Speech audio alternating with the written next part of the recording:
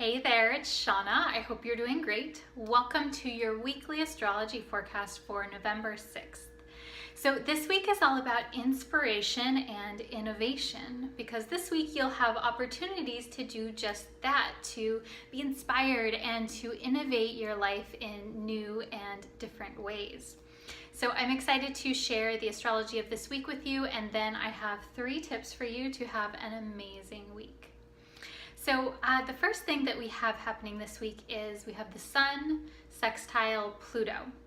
And so whenever the Sun and Pluto come together, the Sun is our consciousness, it's our awareness. Right now the Sun is in the sign of Scorpio, and Scorpio is all about uncovering secrets or maybe holding secrets, discovering new things, and really it's about discovering the mysteries of life.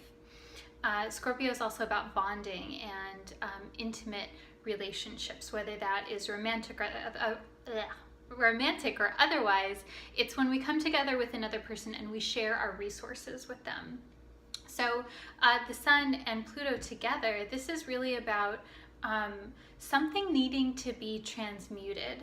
And that's because Pluto is related to the metaphorical death and rebirth process. Pluto says something needs to shift, something needs to fall away so that something new can come in and to grow. It's kind of like pruning your roses.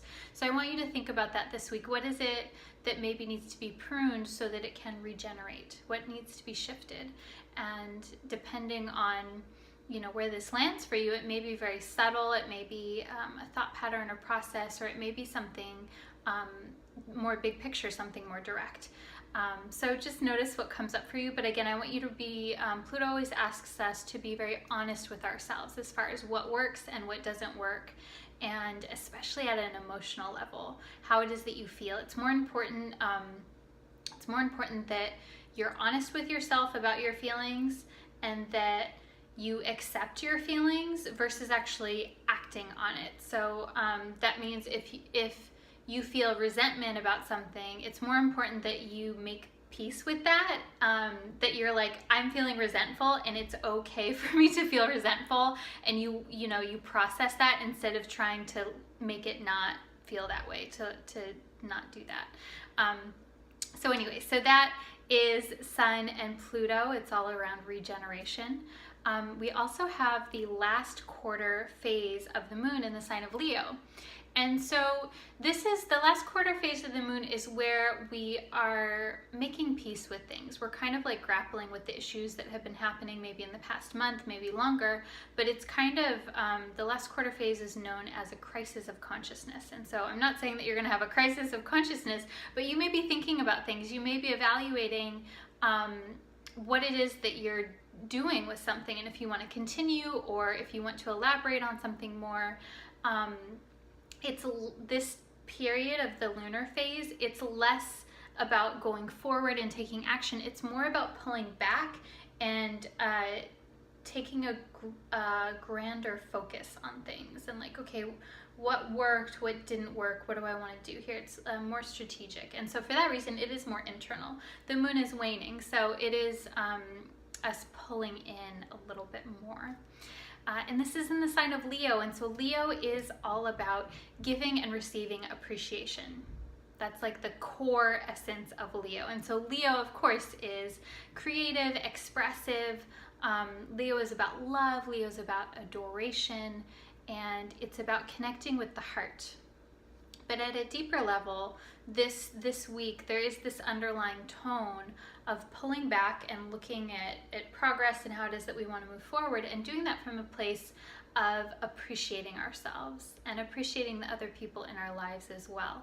So that's something to notice. How do you feel appreciated? Do you feel appreciated? And when do you feel appreciated? When do you feel unappreciated? All of those things are good to reflect on this week. And then lastly, a more major transit that we have this week that is exact this week is we have Saturn trine Uranus. And so Saturn and Uranus, they're very different. Saturn is about the material world, responsibility, devotion, dedication. Saturn is like the real shit. It's like when shit gets real in your life. Saturn is like, hey, I need commitment. I need you to work on this. And it can feel more restrictive because that is the nature of Saturn. Saturn it asks us to draw boundary lines with things. So to draw boundaries on our time and projects, and it is the planet of material manifestation, because if you don't have a limitation on something, then there is no form. And so our entire material world is limitation and form and time and all of these things. So the other piece of this is Uranus, which is about freedom and liberation and breaking free and trying new things and saying yes and surprises. And so these two are very different, right? So like what's gonna, how's that gonna feel? I don't know. I think that it may feel like we get to innovate old structures, that we get to innovate and to bring new life and inspiration into areas of our lives that have been very structured. And so that doesn't mean that you would want to necessarily throw something away, but I see this as more of like something gets enlivened by like a new idea or a surprise or something that comes in, and you get a new idea on how to do things a little bit differently, so that you still have that structure in your life, but maybe it needs to be reinvented in some way. And so this leads me to the tips that I have for you this week. So tip number 1 is to try something innovative. Try something new. Change up your schedule, change up your method of working with things. If you always do things a certain way, change it up, do something different. And you may be surprised at how that works for you. You may like it. You may hate it. I don't know. And then you can leave me a comment and be like, Shauna, I tried something new and I hated it. That's okay. I just want you to try. And then tip number 2 is the other piece of this. I want you to do what it is that you need to do. And so I say this for a few different reasons. A part of this is because whenever we have an aspect with Saturn asks us to do the work. It asks us to do one step at a time the things that we need to do, to like fill out our taxes, to exercise, to eat right, to go to the grocery store so that we can have good food, and like all of these things, the boring stuff that's important. And so this applies especially with things that we may be procrastinating on. And so there's a difference between having a gut feeling to hold off on something and then procrastinating on it because we're overwhelmed. And the difference is the feeling that you have. Sometimes it doesn't feel quite right to pursue something, and sometimes there's something that we really need to do, but it's kind of overwhelming because it's a bigger project, and so we don't do anything. So this week, the tip number 2 that I have for you is to do the thing that you need to do. Don't get caught in overwhelm. The trick to this is just breaking it up into little baby steps. And so that's important this week, to focus on progress, not perfection. And then before I give you tip number 3, I have a quote that I want to share with you. So this is from one of my favorite books. A lot of you know this is one of my faves, The Artist's Way by Julia Cameron.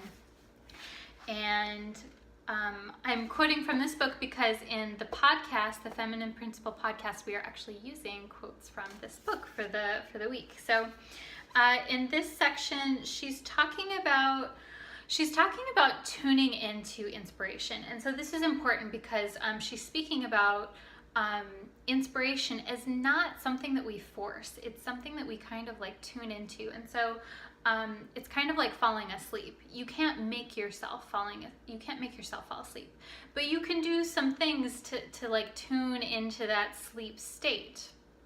So she says, some people find it easier to picture the stream of inspiration as being like radio waves of all sorts, being broadcast at all times. With practice, we learn to hear the desired frequency on request. We tune into that frequency we want. Like a parent, we learn to hear the voice of our current brainchild among the other children's voices. And so I love this so much for this week because it's like, yeah, there's so much happening and there's always so much going on. And what I really want for you is to tune into your frequency and to tune into that inspiration that's most important to you, because it's always there. And it's just a matter of paying attention and noticing what feels inspiring and enlivening. And that leads me to tip number 3, because a big part of this is to remind yourself that you matter. Remind yourself this week that your ideas are important, that your spirit is important, that what it is that you have to say and to share is really important. And that's because of all of the aspects that we talked about it, but especially the last quarter phase of the moon in Leo. Leo asks us to remember that we're special and that we're all special and unique, and that the world really needs to hear what it is, and the world needs what we have to give. And so that is your forecast for the week. I hope that you enjoyed this. If you did, please share it with a friend, because I love to get these messages out to as many people as possible. And if you want to get more into the astrology that I've just talked about, if you want to get into the nitty-gritty details in much more detail than I can do on a YouTube video, you can listen to the Feminine Principle podcast, Astrology for Authentic Living. I co-host that with my astro friend Mel of Energetic Principles. And then, of course, if you want to get a reading or astrology counseling with me, you can inquire about pricing by emailing me, and I'll have a link down below for my email address. And then also the 2008 Moon Journal is almost ready, you guys, so I'm really excited to share that with you.